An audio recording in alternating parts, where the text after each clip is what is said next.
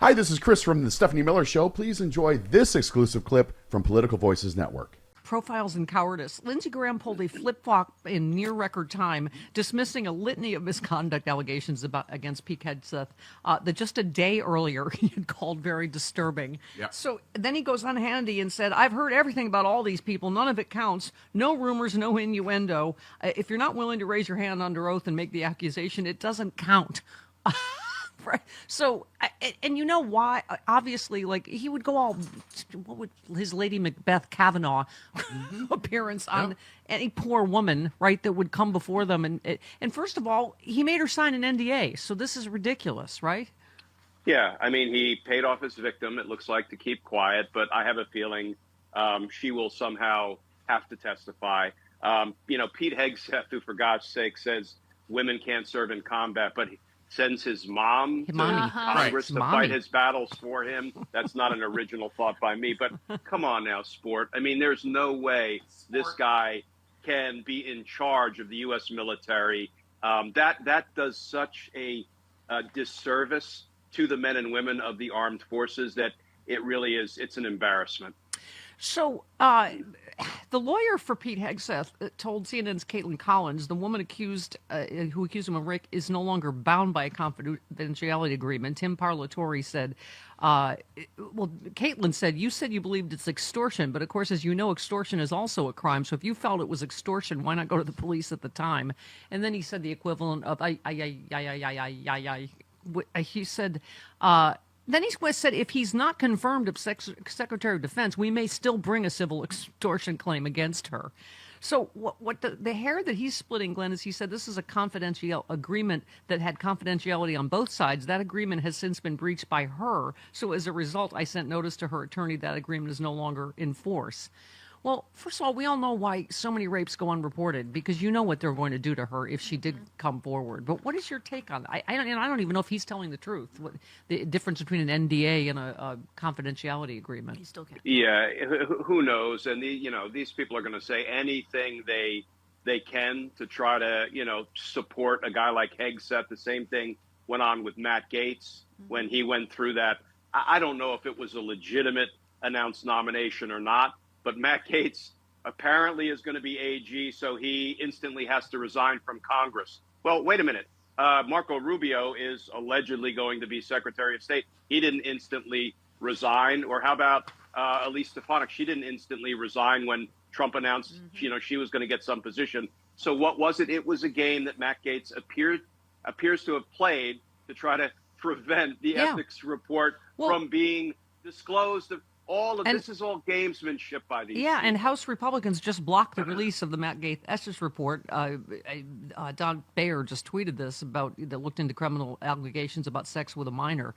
And first of all, that's our report, as we said, right? The taxpayers paid for that. And he certainly is not going to leave public. He's probably going to run for governor of Florida, right? So why should the voters, why should his constituents know anything about his misconduct that was investigated and resulted in a report being authored by the House Ethics Committee? I mean, maybe he considers himself a Supreme Court justice, so the ethics don't apply to him either. I don't know. Yeah. So you had said, I know Trump thinks he can flood the zone with unqualified hacks like Hegseth, Patel, Gabbard, and others, but consider he wanted Rick Scott to be Senate Minority Leader. Republican senators said nope. He wanted Gaetz as AG. Senators said nope. It seems like a pattern emerging. That's part of this. Don't obey in advance. Things are not inevitable. He's not the great and powerful Oz. This is a clown show, and he's not even in yet. Right? Yeah, Steph, it's a little bit of a team of rivals, or the old saying, the enemy of my enemy is my friend, because the Senate, said no to Rick Scott as Senate Majority Leader, said no to Matt Gaetz as AG. It looks like they may be preparing to say no to Hegseth. And, there was a lesser covered defeat, Donald Trump defeat. The head of the DEA, the person he nominated or said he would nominate to be head of the DEA, a few days later, there were some Republicans who were making some noises about he wasn't MAGA enough, and he withdrew. And then Donald Trump played catch up and said, he didn't withdraw. I got rid of him. Well, no, look at the timing. It looks like he didn't get rid of him. So look, it's defeat after defeat after defeat. Yeah. And what that is doing is it is weakening Donald Trump before he's even sworn in. Let's just let them eat themselves. It's a big bag of rats already, right? MAGA is mad at, Ron DeSantis. They don't want him as defense secretary because was against Trump. They're mad at Joni Ernst because she didn't come out in support of Pete Hegseth. They don't want her. I mean, what a S show already. The infighting will be glorious. Yeah. Yeah. So let's talk about the pardon list. Biden, this is reporting, blanket precautionary pardons are being considered for some of Trump's political foes.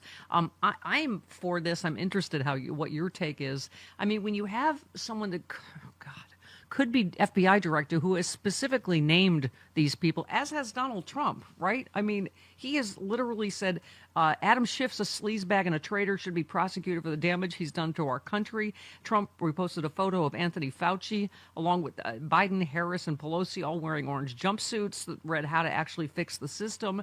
Liz Cheney, he said she should go to jail along with the rest of the unselect committee.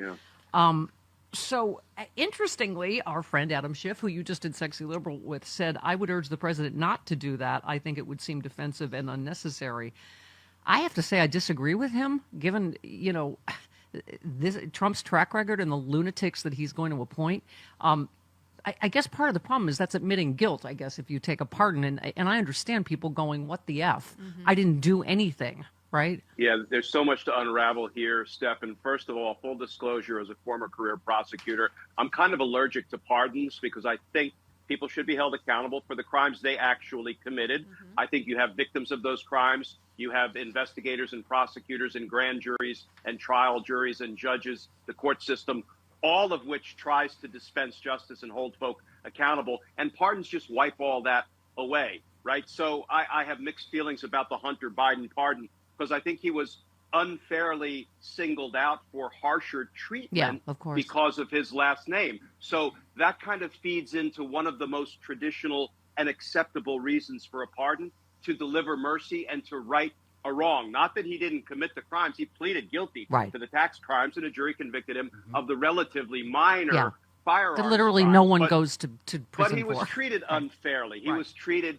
more severely than he would have been if his last name wasn't Biden. And I don't like to go to the whataboutism, but I think I have to, because Donald Trump, for gosh sakes, pardoned his friends, his criminal associates, people who could have provided incriminating information against him, like Roger Stone. He pardoned him, and he pardoned his son-in-law's father and made him ambassador to France. I mean, there is no parity between Joe Biden pardoning his son for being treated unduly harshly, and when the Republicans have signaled, we're going to keep hounding Hunter Biden unfairly until the day he dies. Yeah. Why wouldn't you want to provide some protection for somebody like that? Oh, hi.